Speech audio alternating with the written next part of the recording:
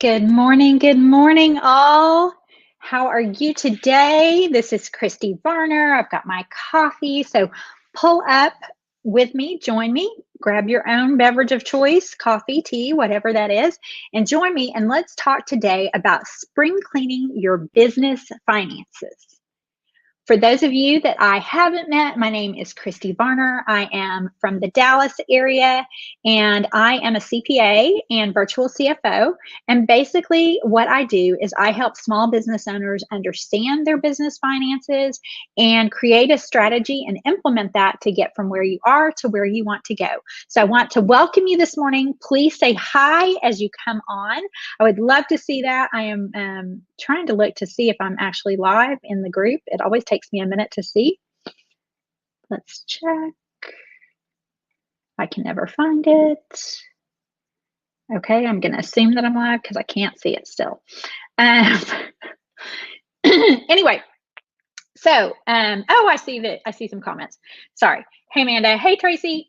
So anyway, I want to talk to you today about spring cleaning your business finances. So please do say hi as you pop on, put hashtag replay if you're here later on. I know that will be a lot of you. And if this is your first time to join me, please put hashtag newbie because I definitely want to welcome you to watching here on the YouTube channel. Hit subscribe if you want notifications, and we'd love to have you. Or in our Small Business Finance Simplified Facebook group, which is a group for entrepreneurs and small business owners. And it's where I come all the time and share freebies, accounting tips, trainings, and strategies. So for finance and your business strategy. So if you've been around for a while, then put hashtag OG because I want to welcome you also. So this morning, we're going to talk about spring cleaning your finances. And you guys, I know I've had a lot of coffee and I know this makes me a little bit of a nerd, but I am super excited about sharing about this with you today because spring is in the air. I'm here in Dallas and the grass is starting to get green. I just looked out my window and I'm wearing my bright color green because I love spring. It's the renewed season. And so a lot of us start to think about spring cleaning our living spaces and our closets and our yards and planting. And I want you to know that we can do the same thing. We can apply the same thing to our business finances. So today I am going to share with you 5 simple steps to spring clean your business finances. Okay, so if you're a pen and paper person, grab your pen and paper, or if you're a Notability app like my friend Demetra and I are, grab that and write these down. And they're going to be super simple and we're going to go pretty quickly through them, but you can always ask me questions if you have questions. I would always love to help you. So the first step is mop up the mess. Do you love that? Did you see the picture of me mopping? So I should have brought my mop today. So mop up the mess. And so what I'm going to talk about with that is that we all tend to have a little bit of mess in our homes that we need to mop up, but we also can in business. So one example of that is commingling your business and personal funds. This happens all the time, especially with small businesses. So what I encourage you to do is get a business bank account. Okay, if you haven't done that, it's part of taking our business seriously. This is not a hobby. This is a business. Let's treat it like a business. So go get a business bank account. And I've done a training already on that. So go back and look for that. It's on YouTube and in the Small Business Finance Simplified group. I explain how to do that and it's very simple. So, but once you have that set up, it's not enough to just have it set up, you guys. It's like having the mop and not using it. Now we need to stop commingling. So I encourage you to have a debit card or a credit card for your business and use it just for your business. Separate your business from your personal. And I do understand there are times when you are going to use your business card for personal and personal for business. It is not ideal. I do not like that, but I'm also a realist and also a small business owner. And it happens. Sometimes you get out and you're like, oh gosh, I have the wrong account or whatever. So just be sure that you properly classify that in your books. You keep track of which is business and which is personal, and you immediately record anything that's personal as personal from your business. So that's part of mopping up the mess. The other part of mopping up the mess is debt. So for those of you that don't have debt, that's great news. But reality is, especially with this last year, a lot of people do have some debt in their business. So mopping up the mess is facing that debt, understanding that you're behind on payments to vendors or suppliers of any kind, or that you have loans. So face what those numbers are. And by mop up the mess, I mean figure out a plan, like set up, if it's your credit card that you had to run up because of your business, then figure out a plan to pay that off. Okay. So start setting up recurring payments, look at what the minimum is, figure out how you're going to pay off that loan or that debt. So mop up the mess. Okay, so number two, couch surf for cash. Because I just told you that you needed to figure out a way to pay off your debt. And you're like, yeah, but Christy, I don't have any money. Well, let's go couch surfing for cash, you guys. So look through your couch, lift up the cushions. I don't know if you have cash anymore because so many of us just use online banking. But if you had coins in your couch. I always have pens, at least in my couch, but let's just say couch surf for cash. So the way we're going to do that is you're going to review your spending. So I encourage you to grab your last, say, 3 months of your bank statement and credit card statements and look through that. I especially want you to look for a couple of things. First of all, I want you to look for recurring items. A lot of us are on subscriptions for a lot of things, and that's not a bad thing. It can simplify things, but I want you to look through those and look for cash. Are there things that don't really serve you anymore, that were helpful for your business but are no longer helpful? Well, you guys, we want to cancel those.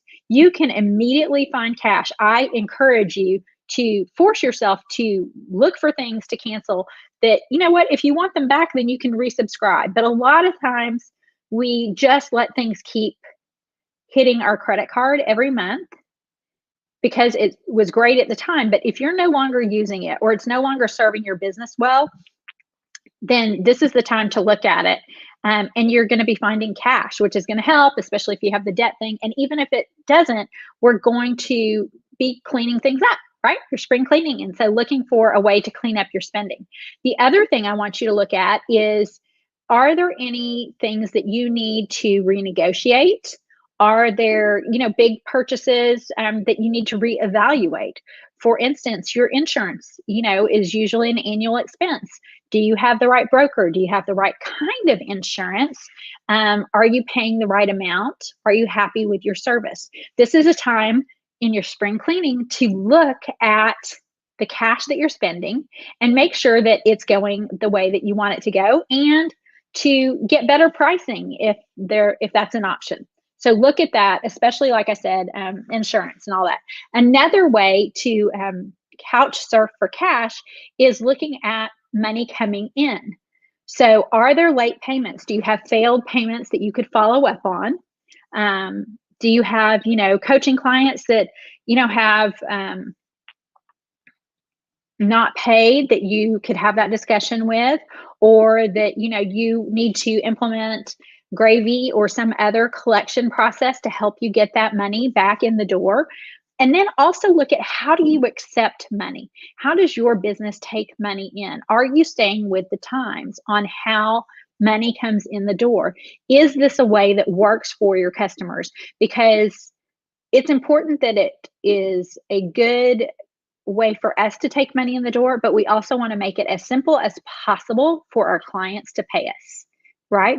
So to reevaluate that, like if you are only taking ACH, then maybe consider credit cards.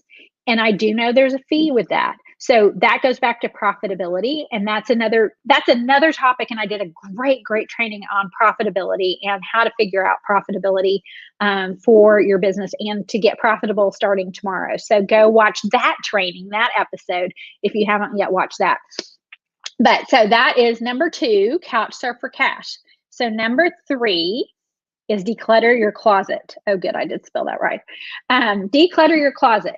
I don't know about you guys, but I try to do the backwards hanger method, where you hang all your clothes backwards on the hanger until you wear them the first time and then put them front ways. If you don't know that method, it's awesome because at the end of the season, you're like, oh, all these things are still backwards, so I never wore them.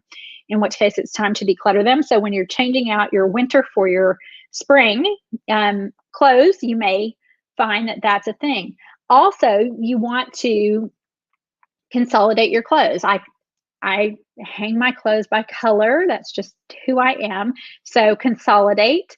So consolidate and declutter. So how this applies to your business finances is, for instance, files. Like, let's just talk about paper for a minute. Can we talk about the paper? Do you still have paper?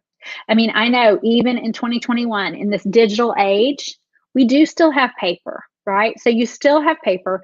So I encourage you to go through your paper. You may have a filing cabinet. You may have stacks of paper. Even I print a lot of things.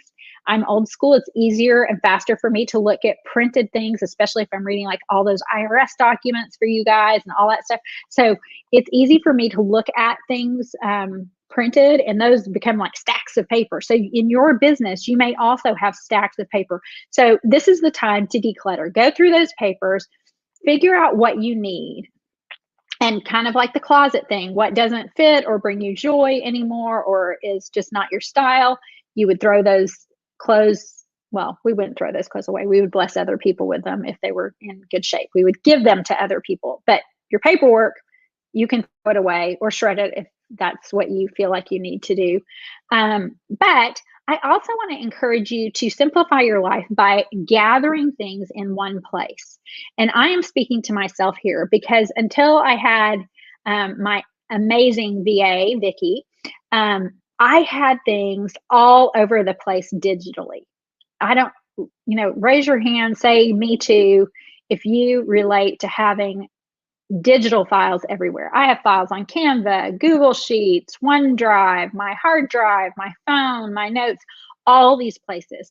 So join me in committing to gathering, consolidating, like putting our clothes by color in the closet, gathering your stuff in one place. It's going to make you run your business better. When you go to open a bank account and they ask for your formation documents, those should be in an easy to find place. If you are selling online, as most of us are, and you need content ideas, having one place that you just throw all your content ideas is a really, really good idea. So consolidating how you take care of things and scanning documents. I use the app TurboScan. It's a great free app on your phone. If it's not super sensitive data, you can scan it and then just send it to your Google Drive or wherever it is that you want to send your documents. I will encourage you to use something that is cloud-based that will back up, and then maybe also an external hard drive. But so let's just declutter our closet or declutter our paperwork and consolidate that into good digital files that will help keep us organized. Okay, the fourth one, get a Roomba or get a housekeeper. Okay, I know that's interesting. I'm not really promoting just a Roomba, but we recently got, it's not a Roomba, it's a different brand. I can't remember the brand, but Roomba is the one that everybody knows.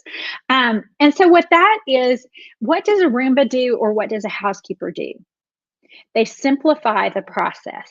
Okay, so for our business finances, I know a lot of you are overwhelmed at the thought of doing your finances. It's just something that you don't enjoy. So let me know if that's you, right? Overwhelmed in the comments. I would love to see that because I think a lot of people get overwhelmed. And I get it because you're running your business. You don't have time to do all of this other stuff. Well, that's how we are in our houses too, right? Like we are running around taking care of our children, taking care of our home, taking care of, our business, trying to like have a social life and, be a friend and take care of people. Oh, and also the house is like dirty, right? So getting a Roomba is a way to automate and make it easier on yourself, or hiring a housekeeper to help you. So in that instance, the equipment that you would need, like the Roomba, is accounting software. your business finances, you guys, it's so critical. It's like the numbers are the golden insight. Golden insight. They provide the golden insight to getting from where you are to where you want to go, to your dreams. So, but the first thing we have to do is have a way to track that. So there's accounting software can make this so much easier. And I even spoke with a friend this week who had implemented some of the advice I gave about downloading her expenses from her bank account. It can be as simple as that. I just did a training on super basic bookkeeping. So if you just want to do the absolute basics, go watch that training. It's called Simple, Fast, Free Bookkeeping. And you can do it just so simply and download everything from your bank. And it's not perfect, but it will give you a start. For those of you who are further along in your business, you guys, we need to be using double entry accounting. You need that information in order to run your business well. So QuickBooks is my favorite of the small business accounting software, but there's also Xero. Wave is free. It's really, really for kind of, the smaller businesses, self-employed, but it's a great place to start. So I encourage you, even a pen and paper, whatever, anything will be good. But so that's your equipment that you're going to start with, like a Roomba. The other idea is to hire a housekeeper. So that's to get some help, right? So because we can't get anywhere if we don't have the numbers. We just can't. So we need the numbers. So even if you get the software, then you're going to need a way to take those numbers and understand what they mean and implement a strategy. And we'll talk about that in a minute. But you might want to hire a bookkeeper to help you, or a business strategist. So that would be like hiring a housekeeper, hiring someone. We don't have the time to do every single thing ourselves, right? As business owners. And some things are better left to people that's what they're a professional for. So I had somebody design my website because he is a professional at website design. And it was a waste of my time to keep messing it up, which is what I was doing, and putting it off, which is what I was doing. So that happens a lot with accounting and finance, your business finances. So I encourage you to get some software, and then also get some help if you need help. And I will say, I'm a practicing CPA, and Victory Advisory Services offers both bookkeeping and advisory. And I would love to chat with you and see if we can be of help to you. So if you are interested in that, then hop on over to victoryadvisory.com and schedule a free consultation to talk about that. Would love that. Okay, so that was tip number 4, get a Roomba or a housekeeper. And now we are on last tip, plant seeds for beautiful flowers to come. Or maybe it's vegetables or fruit that you're interested in. But we all want to plant seeds, and we understand that planting seeds, you plant them now for later. That's what we do in the spring, right? So I love tulips. So you plant the tulip bulbs and then later get your beautiful tulips. Right now you'd be planting a garden for the summer to enjoy your, fresh tomatoes and all the veggies. So we all understand that concept. It's exactly the same for your business finances. So we talked a couple months ago in January about like setting a plan and having a roadmap. You can't get from where you are to where you want to go without setting the goal and then setting the roadmap. So we talked about that. If you haven't seen that training, go watch that one. It's a great one, and it makes it simple. But so once you understand how you would do that, some of you are now 3 months in, it's spring, and you're like, oh, there are some things that I've learned that is going to make me better at planning, right? Because we've got a little bit of historical information behind us. So this is actually a great reset time for us to plant the seeds. So I want you to pull out your profit and loss statement and your cash flow statement. And you're going to have that because remember, you're getting the Roomba and the housekeeper. So that's how you're going to have the information. So if you don't have the information, we're only a couple of months into 2021. So go back and hire someone to help you do that, or implement the process yourself. So you want to then look at your profit and loss and your cash flow, and see what the trend is, see what changes you need to make so that you can hit your goals, and create a plan with clear goals and a timeline. Because you guys, the idea of a business is that we would run a profitable business, right? You want to have money set aside at the end for yourself, to pay your employees well, and to contribute back to society in that way. Have money set aside so taxes is not a stressful time for you, which, by the way, quarterly tax payments are due April 15th, unless you are in a state that extended that deadline, like we did in Texas, to June. But having that plan is so critical, because you get in your car and you drive and you just aimlessly wander. You won't just magically get to the restaurant you wanted to go to without a plan to get there. But so this is a perfect time to plant seeds for the flowers that you want to come, which in business is set goals, make a plan so that you can achieve the goals that you want, whether that's revenue or profit, or just finally being able to not work a million hours all the time. So those are your beautiful flowers, but they won't just spring up if we don't plant them and cultivate them, water them, give them fertilizer and sun and all the things it takes planning. And that's where I thrive. That's what I love. I love strategy and helping people with that part of it. But we've got to have the Roomba. We got to have the housekeeper first. And on the Roomba thing, you also have to schedule the thing. You have to push power and go, or schedule a housekeeper to come. You have to set aside time to work on your business finances. So that's kind of like the planting of the seeds. We planted the seeds, but now we've got to water them and give them the fertilizer and, pull out the weeds, right? Okay, you guys, I hope that was helpful for you today. Just a recap of the 5 things that we talked about: mop up the mess, couch surf for cash, declutter your closet, get a Roomba and hire a housekeeper, and plant seeds for beautiful flowers to come. I hope that this has all been helpful to you guys. I thank you so much for watching. I encourage you to spring clean your business finances, and please let me know any other ideas you have to spring clean your finances.